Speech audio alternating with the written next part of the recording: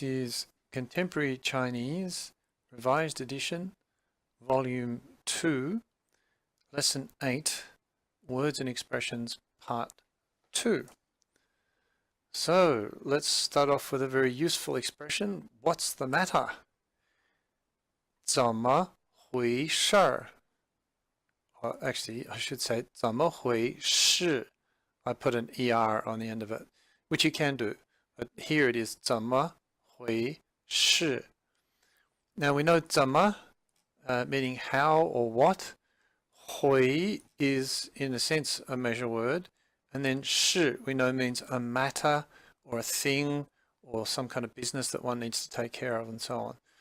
So this is an expression that's commonly used in Chinese, especially when somebody comes across a situation that is unusual, that they don't immediately understand. Then you can say 怎么回事? What's the matter? What's up?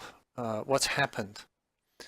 And in our dialogue, you'll see it's in relation to two people that have had an accident, and the policeman comes along and he sees it, and then is basically asking what's happened. This next one is a very handy one. To go to work. 上班. 上班. Why I say it's interesting is because I think intuitively, if you haven't learned this word before, you'd be inclined to say, because we already learned the word work, to work, 工作, and we know the word to go, 去. So it could be quite intuitive to say 去工作. That's actually a different meaning. This, to go to work is the sort of the regular day-to-day, everything that you do every day. You can say 去上班. You can also say that as well, 上班. And I'm pretty sure that you can pretty much straight away guess what to get out of work or to leave work or go home is, because it follows the usual pattern of a lot of Chinese expressions. 下班. 下班 is to finish work. Now moving on to happen, verb, to take place, verb. And in Chinese it's 发生. 发生. In the case of this verb, both characters are verbs, so they wouldn't be split. 发, again, we've come across with the part 1 of the vocab for this lesson, 发短信 or 发电邮, so sending anything electronically. But yeah, 发 can also have a little bit of that meaning of something happening. 生 means to engender or generate, as well as many other things that we've learned for the character 生. But where it's a verb, it means for something to be generated or engendered or whatever. So the two characters combined together mean that something happens. So, for example, this 怎么回事? Another way that you could say that, a little less colloquial, but still perfectly all right and the same meaning, you might ask 发生了什么事? 发生了什么事? Okay, and that's similar to saying 怎么回事? So we also now have the noun accident, 事故. 事故. And that is often combined with this verb 发生, so 发生事故. 发生事故. Okay, so moving on to our next word. Sorry, I'll just bring that down a little bit. Our next word is policeman or police person. 警察. 警察. And the measure word for 警察, you can say 一个, of course, but also you say 一名警察. 一名警察. 名 as in 名字, 一名警察. Going on to the next one, raincoat. I think we've actually touched on this before in a lesson, but it's pretty logical. 雨衣. 雨衣. So in a way, it's the same structure as the English. We've got rain and we've got coat in English, and 衣 is the word for the generic word for clothing. So rain clothing, 雨衣. We then also have umbrella, 雨伞, 雨伞, and 伞 means umbrella. It also means parachute, and there is an activity called 跳伞, which is parachuting. And then you use, in that activity, you use a san as well, but not a yusan, because that's not going to work. Okay, 手, well, we already came across that in part 1 of the vocab, 手机, so hand. So that's a body part, which is handy to know, and it appears in lots of other words.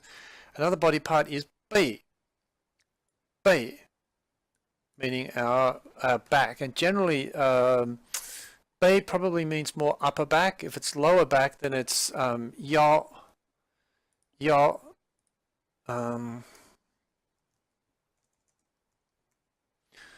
Let's just see, there it is there. Okay, and that's 腰. So that's for lower back, and 背 is more probably for upper back. This next one, result. And this is a noun. It's pronounced 结果. 结果. So interestingly, this is the same word as for to what's the word? for when fruit grows on a plant. That's called 结果. It's the same thing, same characters. 结果. The difference is when it's referring to fruit that grows or blossoms, if you like, on a plant, it's 结果. The first character goes from the second tone 结 to the first tone 结. But you can kind of see the link between the two in terms of, you know, a fruit growing on a plant as a sort of an outcome, if you like, an outgrowth on the plant, and then, you know, you talk about the result of something happening. In a positive sense, you can say, you know, the fruit of one's efforts, for example. We use that expression in English.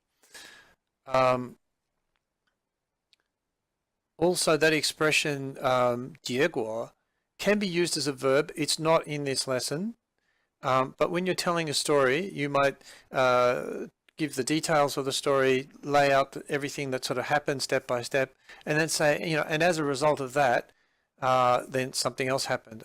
So in that case, where it's used as a verb, it's just, you just say directly 结果怎么样怎么样怎么样. So, you know, what happened after that.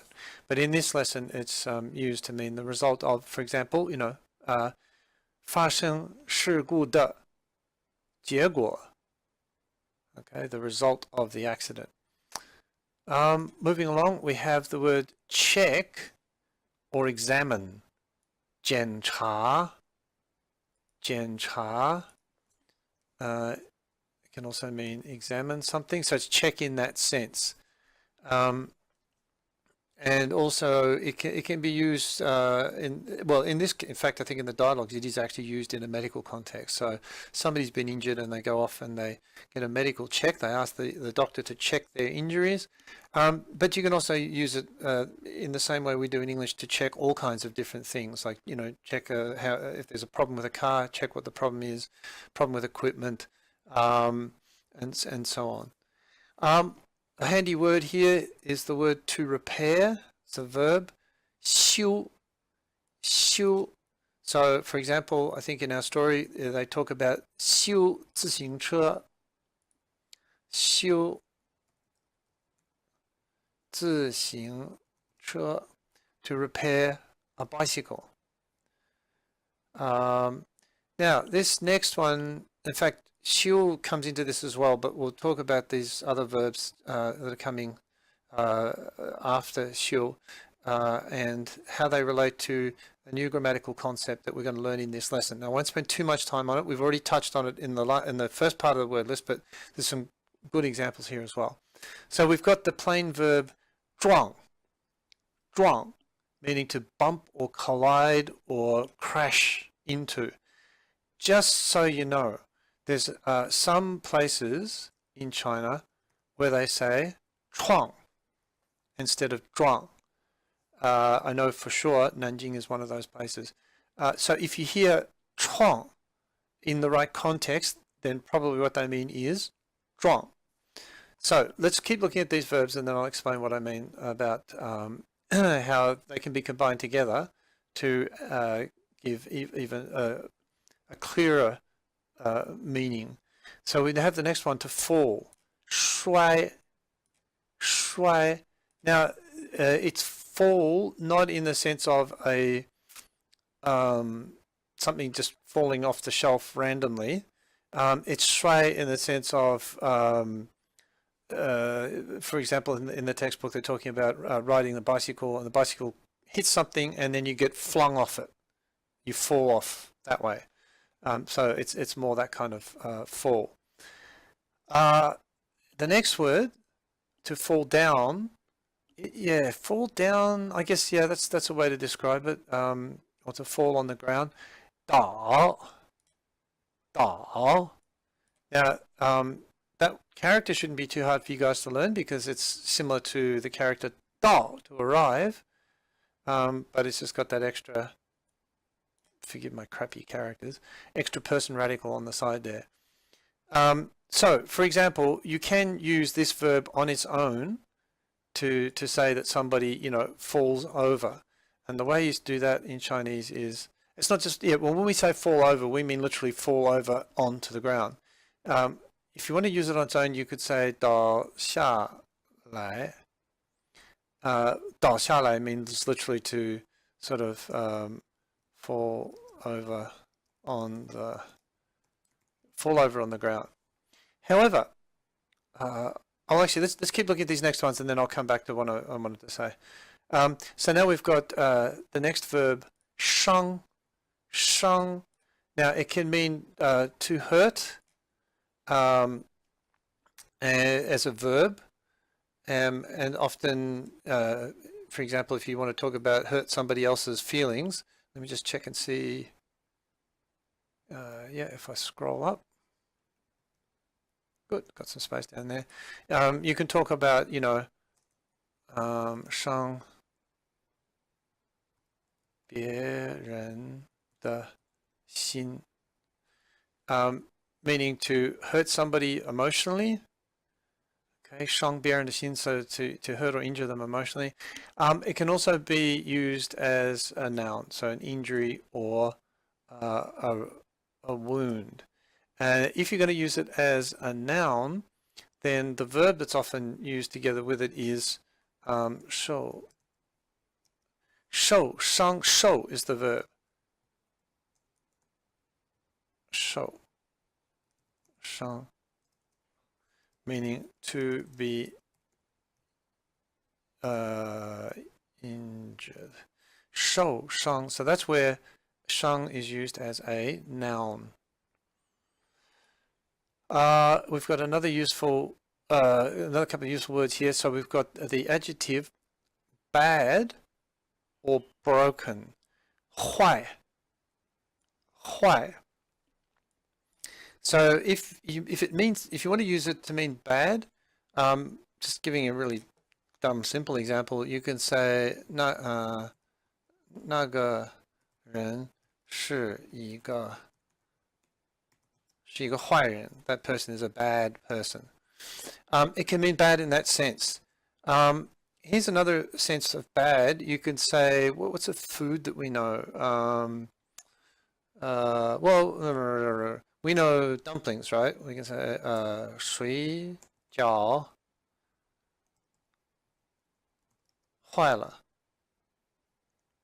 不能吃. Now, what do we mean by 水饺坏了? The dumplings are bad. What we mean is they've gone off. So you know how food, when it's not fresh, we say that food has gone off. So where you use 坏 in relation to something that you can eat, it means it's gone off. It's bad in the sense of having gone off. Now, broken, if I said 我的自行车坏了, it means that my bicycle is broken, and it's broken in the sense that it can't perform its normal function. Okay, so this坏, this broken, is where something can't perform its normal function. It won't work because it's broken. It's not 100% that clear. I mean, you can say something on your bicycle is broken. It may not mean the whole bicycle won't work, but it will mean that part, for example, won't work on the bicycle. So that's 坏. We have this other broken here, which is 破. So, for example, if I said to you, 我的裤子破了. 我的裤子破了.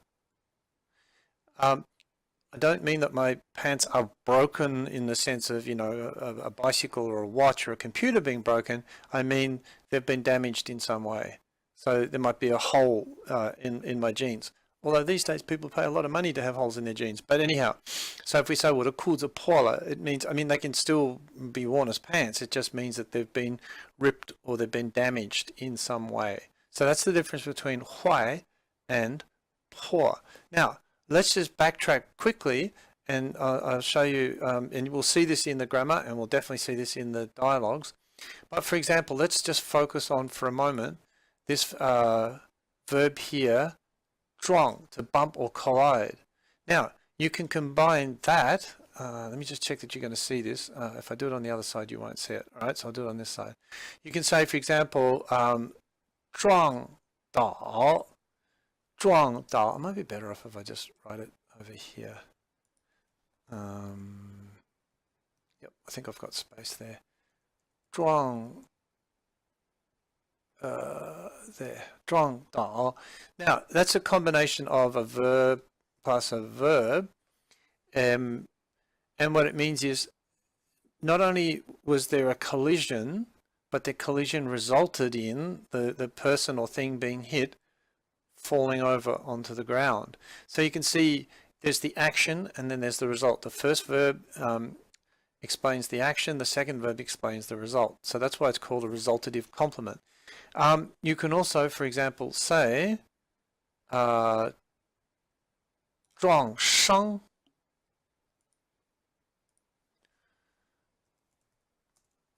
Would help if I had characters. 撞. There it is. 撞伤, which again is a verb plus a verb. So same thing happened. There was a collision, but the result of the collision was that someone was injured. 撞伤. So that is verb plus resultative complement. So just to reiterate, complements are things that come after verbs and they add to the meaning of the verb. And in this case, they tell us the results of an action. So, and then, you know, you can go on. So 撞坏. 撞坏. So the result of the collision was that the thing is broken. 撞破. The result of the collision is that something is damaged. Same with 摔. So you can 摔倒, 摔伤, 摔坏, 摔破. Okay, so there's some good examples there of this idea of verb plus a resultative complement. Our last character here is 这. Now just be warned, this character has a couple of different pronunciations. 找 is another one. There's another one. I can't think of it. But in fact, so I'm going to delete that because I don't want you to misunderstand. It is 这. And what's important about this is this character comes after a verb, and it's like 正在. So it's like 正在 plus verb or 在 plus verb. Now the difference is though, and this is really critical, this comes after the verb. So we have the word, where is it? Was it here? Na. It's not in this list, is it? Okay, but we've learned this word before. So and because this comes up in the dialogue. So we've got na meaning to take, and if we add 着, 拿着, 拿着. So that means the act of, well, when we take something, we take a hold of it. So when we go to pick it up, for example, we take a hold of it. And so the idea of 拿着 is that we've taken a hold of it and we are still holding it. So you'll see in the dialogues they talk about one of the characters in the story, 拿着伞, 拿着伞. So they're holding the umbrella. So main thing for you guys to remember here is that the 着 comes after the verb and it indicates a continuation of state. Another example would be if we were to talk about a door being closed, we would say, because to close a door is 关门. Let me just do that up here a bit higher. Oops. Nope, that's not going to work. Okay. 关门, meaning to close the door. But if you said, for example, 门关着, let me just do that separately. 关着. If we said 门关着, remembering 关 is the verb to close, it means the door is closed. It's in a state of being closed. So it's in the continuous state of being closed.